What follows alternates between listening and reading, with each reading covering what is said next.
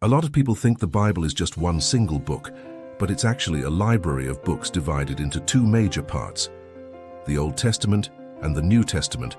And why does understanding them change the way you read the entire Bible?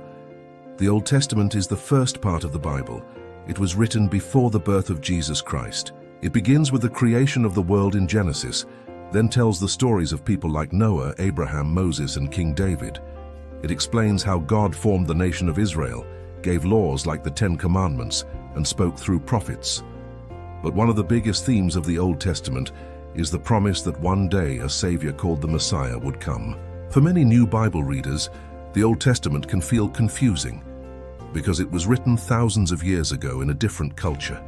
But it lays the foundation for understanding everything that comes next. Then comes the New Testament, the second part of the Bible.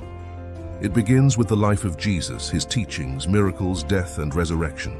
Christians believe Jesus is the promised Messiah that the Old Testament was pointing to all along.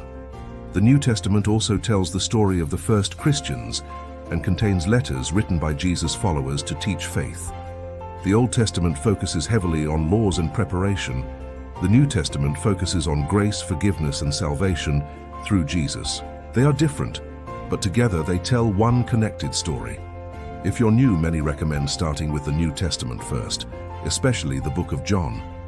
Then later, the Old Testament begins to make much more sense, from creation to redemption. Follow for more Bible facts, history, and stories explained for beginners.